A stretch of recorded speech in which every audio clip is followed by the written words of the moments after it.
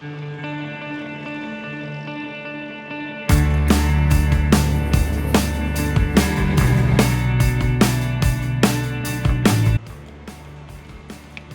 Makati, meron akong favorite na bar. But it's not just an ordinary bar because it's also a brewery.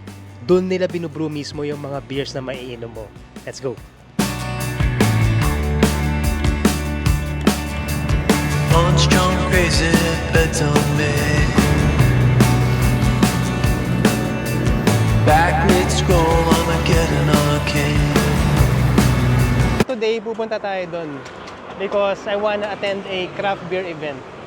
Dito sa Metro Manila, there are plenty of craft beer brewers, mga microbreweries, mga backyard brewers. And from time to time, they get together. Gumagawa sila ng parang friendly competition. And pinaglalaban-laban nila yung mga beer nila against each other. Tinitingnan nila kung sino yung pinakamasarap at kung sino yung pinakamagaling gumawa ng particular style of beer. Tapos they invite normal beer drinkers and craft beer fans like me para mag-judge.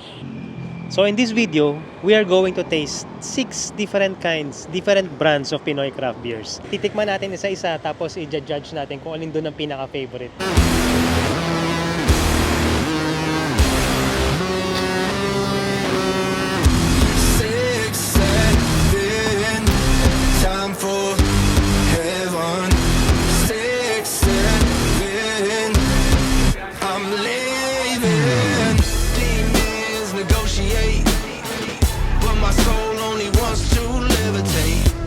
This brewery is called Pantry Abbey and nakapunta na ako dito many times before. In fact, this is my favorite craft beer place dito sa Metro Manila. And tonight they are jam-packed. Look at it. Puno ng mga beer drinkers hanggang dun sa labas. Usually kasi when I go here, there are probably about 3 or 4 other people lang. And it's very quiet, it's very relaxing. And I usually have the place to myself practically. But now, it's very busy. And they went here specifically for this event. I'm rolling na. Ay, sorry. My favorite from the 6 is this one, the one with the angry star. Because I think out of all of it kasi, everything's very sour. I'm not really a big fan of sour beers, so I think I'm going with this one. It has a mango aftertaste. So, that's for me. What's your favorite muna? And then Okay. tell me what's the one na... So ito, gusto ko yung amoy niya. Pero taste-wise, ito gusto ko yung lasa niya. Ito, lasang, it's very yeasty. So medyo amoy panaderia. It reminds me of bread. Ito naman, ito ba yun? There's something different about ito, very yeasty. It reminds me kapag nagsaing ka, tapos naiiwan mo yung sinain mo. No offense, I mean, I can say this dito sa vlog. I feel like they're amateur brewers. I think this one is a bit good. Kasi parang, ay nga sinabi mo kanina, IPA. Yeah. It's like IPA. It tastes like IPA. Fruity, na medyo flowery, na okay naman. Which one is that? The Pong? The Pong. Yeah. I like it. Okay. Sige, taste ko yung mamaya. Okay. Yeah. It tastes like bread. Okay, but your top vote is this one. This one's really Right. good. The one with the pause, my favorite. I've saved it for last. Super nice and hazy, delicious. I think these two will be ahead on competition. This one is a different twist as a unique wild ale, and this one is really unique with the sour ale. Ito po, this beer is my favorite.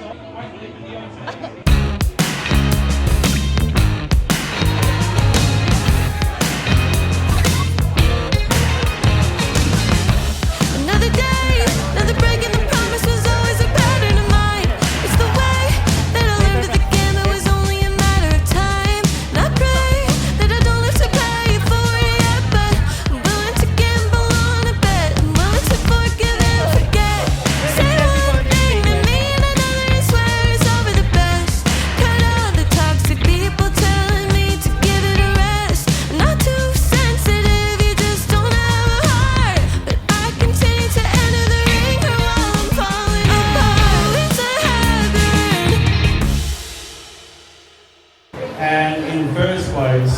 is Benaya.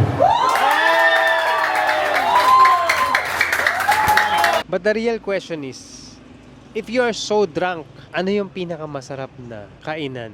Saan ka kakain? So after drinking, I don't know how many glasses of craft beers. Ngayon, we're looking for a place to eat kung saan pinakamasarap kumain while you're drunk. And for me, personally, I always look for pares. The question is, where is the best pares here in Makati? It's not in the fanciest places.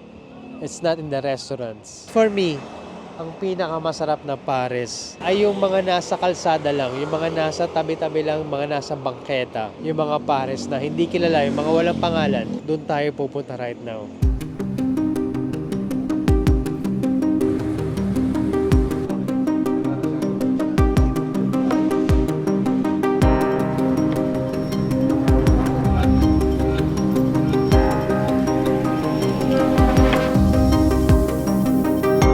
This is the best place to eat pares when you're drunk. The street behind me is Pasong Tamo. But the street where I am right now, I don't know. Where is this place? This Parisan place in Pasong Tamo. If you know this spot, let me know down in the comments. Lechon pares here is only 100 pesos. Ayoko ng McDonald's, ayoko ng Jollibee. I want pares. Lechon pares.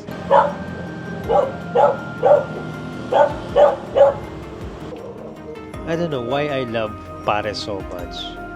For me, it's the most authentic and the most quintessential. Quintessential, yun yung pinaka nagre-represent sa Filipino culture and taste. Kanin, sabaw, garlic, and meat, beef. It's so basic, I love it. And for me, pag nakainom ka and paglasing ka, it satisfies the taste. And it satisfies that desire to taste something like home. Parang ang sarap umuwi sa pares. Maybe that's it. I don't know. Kayo ba? Ganun din ba yung feeling nyo sa pares? Let me know down in the comments, where is your favorite pares place? Paresan. Saan yung pinakamasarap para sa inyo? Tikman natin. Pupuntahan natin yan. Let's go.